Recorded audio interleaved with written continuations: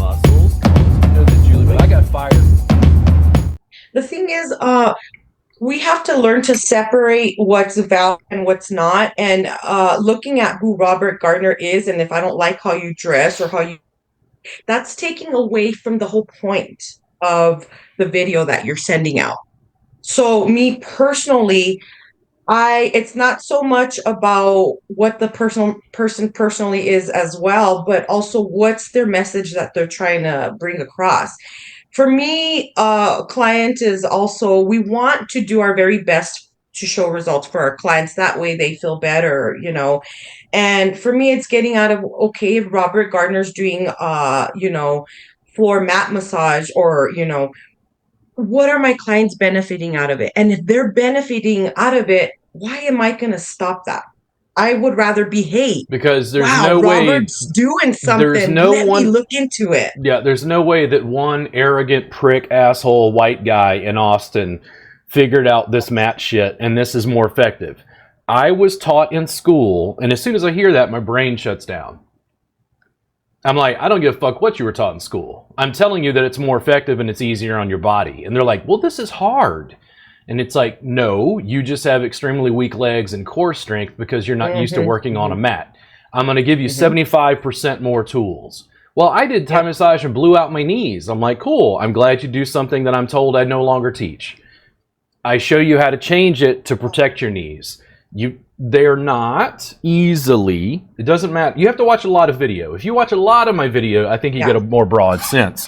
But who really does? Nobody. Everybody's busy. Yeah. I'm not even done yet. I can't even go as far as I want to go because there aren't, oh, God damn it. So we had conversations in our private subscribers group, and I had said, hey, guy, listen, the next level pain relief yoga therapy class is coming up.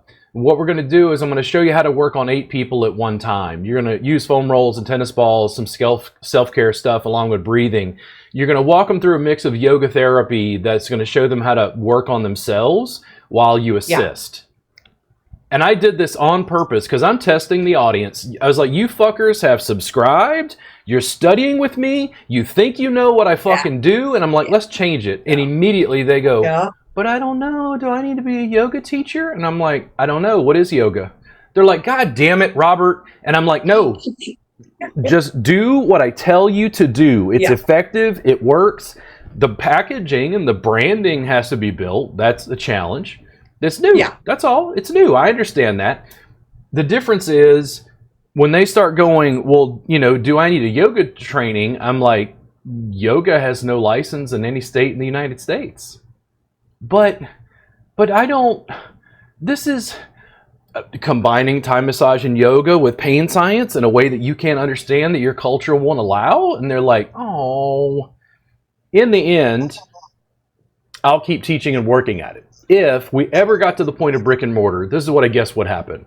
There would be 10 different facility owners like you who'd say, Robert, I think you do have something that works here.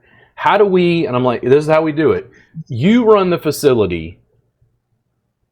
I'm going to come in and help with the training. I don't want to manage the staff day to day. So what I want to do is I want to help you with some of the digital side of the business to promote. I want to help with the training, and I want to take that piece off so you can focus on the stuff that you need to do because I need someone to make sure that the bathroom does in fact have toiletries. But I'm not gonna be in El Paso every day. Right. The transition though is like I've approached the business in a different way because I'm trying to avoid that initial management of the massage therapists themselves. In classes, I will talk to therapists because they do this. I hear them in class. Like, I'd pay attention. They hate massage envy. They hate facilities. They hate franchises. All these owners take advantage of them. They're evil like you, Monica. They're bad. You're a bad employer. You're taking advantage of these poor massage therapists. Please laugh. Please laugh. Let's cackle. Let's hug each other and deal with our emotions because they're like, you're taking advantage. She's taking 50%. And I'm like, do you know how much the commercial rent is for the facility? And they're like, no. Do you know what the insurance is on the facility? No. Do you know what you have front desk staff? Oh, yeah. Do you know how much the front desk staff? No. And I'm like, see? One of my therapists thought that I was only get this. I thought it was funny. One of my therapists thought I was only paying $300 of rent for my space. It blew my mind because they saw in front of there was another little tiny, it's probably like a 5 by 5 room that was being rented out for $300. And I started laughing. I'm like, you're joking, right? Like $300. I wish, Yeah. you know? There was Yeah, but a young lady here in Austin who contacted me at one point, and she, long story short, she kind of hooked up her own sort of suspension, and she was doing mat work, and I had a meeting with her and Kristen. Kristen's one of the, you met Kristen that works with me.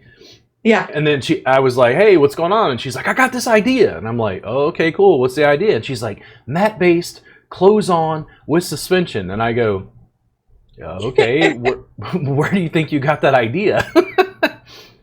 Yeah. And as we talked, I was like, well, what problem are you having? And she said, the staff, they won't listen to me. And I go, why? And she's like, I think it's because I'm a young woman. Like, I think and I was like, oh, interesting. Okay. So, because there are gender issues in the industry, and I've seen it as a male therapist who's like working with Kristen and others, and like the way stuff is received is different. Yes. She said they don't, I think because I'm so young, probably, this is the main thing. They don't think, in other words, if I'm 28, somebody who's 36 does not want to take, me to be the boss, Yeah, definitely. And the thing is, I was like, oh, okay, yeah, no, that I can see how that would probably, be challenging. And I looked at her and I said, listen, you're talking about mat-based work, clothes on with suspension. Let's do this. Let me come in and train the staff. I'll help you with the digital side of the business, and then we'll just continue to build. And immediately she goes, oh my God, you would do that? And I go, you're trying to promote mat-based work, clothes on with suspension. I mean, it's basically the beginnings of almost like a franchise. And she's like, well, how much money do you want? And I'm like, no, I'll do it for free. Yeah. She was excited at that moment, like was freaking out, like, oh my God, free? How the fuck are you gonna, like, and I'm like, trust me, I have ways. Yeah. And very quickly, she pulled away. Why? Because people do not want me to have influence or control over their business model. They see me as an anarchist, and they're like, this guy is trouble. This guy is gonna make you rich if you listen to me. The difference is it's a different business model, and I don't know how to apologize for that. It's just different. That's all. Like, the industry, when they start saying that I'm resisting table work, is the one that really just chaps my ass, because I teach table, show table, still teaching table. I'm making new curriculum that's still got a table component. The problem is I keep arguing that the community as a whole is not allowing mat work. And they're like, that's ludicrous. And I'm like, fuck you. Get out of my fucking face. No facility in the United States allows therapists to work on a fucking mat.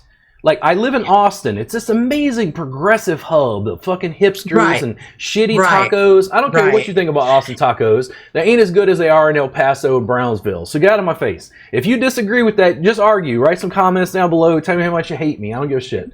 It's like, are there good tacos in Austin? Yes. They're not as good as they are in San Antonio and South. There, I said it. Now, if you're in the Rio Grande Valley, please like this, comment, and say, we love Robert Gardner. Anyway, the whole deal is, the industry is blocking the mat. It's not allowed in schools. It's not allowed in facilities. It's like, and I keep going, why? The therapist will go take a class and go, and this is actually pretty good. And I go, yes. I'm like, I'm not blocking the table. The industry is blocking the mat. There is a normative thing that's happened where, but this is the parameters. And I go, not anymore. We got new stuff now. My biggest argument, I think, for you would be if it works and there's proof of the benefits. Why does anything else matter? Like It's too that's really different. the real question to ask. If your clients are honestly finding benefit and they would rather choose Robert's method than just going on a regular table, regular massage, why is everybody questioning it? If there's actual results and actual benefits coming from the mouths of the client. This little thing as opposed to an entire industry. Yeah.